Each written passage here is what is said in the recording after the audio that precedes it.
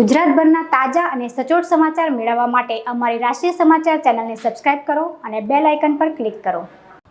જૈન ધર્મમાં પર્યુષણ પર્વનું એક અનેરું મહત્વ છે। આત્મશુદ્ધિના પાવન ક્ષમાપના પુનિત અવસરે વેરનું વિસર્જન અને પ્રેમનું સર્જન।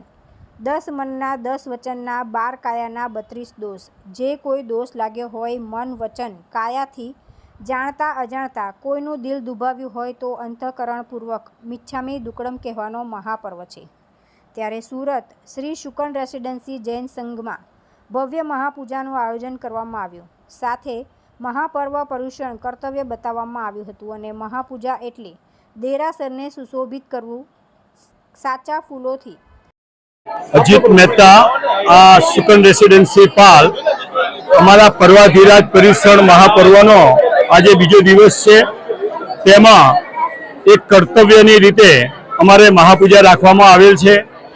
એ મહાપૂજાની અંદર ફૂલોથી આખું દેરાસર શણગારવામાં આવે છે, જેની અંદર રિયલ ફૂલ સાચા ફૂલથી અને સાથે સાથે અમે એક સંદેશો પણ આપવા માગીએ છીએ કે જૈન શાસનની અંદરમાં અત્યારે વર્તમાન કાળની અંદર ઘણી જગ્યાએ અમારા દેરાસરોની અંદર કંઈક ને કંઈક કોઈ અસામાજિક તત્વોથી પણ કોઈ વાર ખંડિત થતા હોય છે અને એ ભવિષ્યમાં ન થાય તેનું અમે આ એક ખાસ ઉજાગર કરીએ છીએ।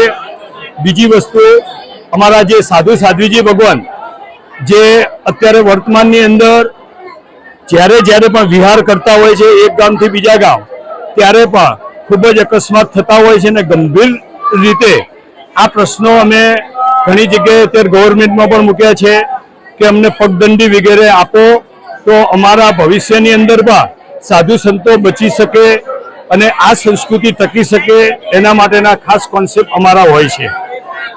પ્રભુજીની આંગી રચના સોના રૂપાથી કરવી। આ સાથે અત્યારે મહારાજ સાહેબના વિહાર માટેના એક ગામથી બીજા ગામ જવા માટેના જે સ્પેશિયલ પગદંડી માટે ગવર્મેન્ટ પાસે વિનંતી કરવા અરજ કરી હતી।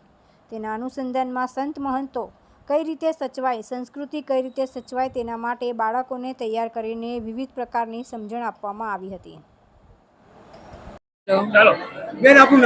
મારું નામ છે રિયા શૈલેષભાઈ વોરા। કઈ સોસાયટીમાં રહેવાનું? હું પાલમાં આવેલી સુકન સોસાયટીમાં રહું છું।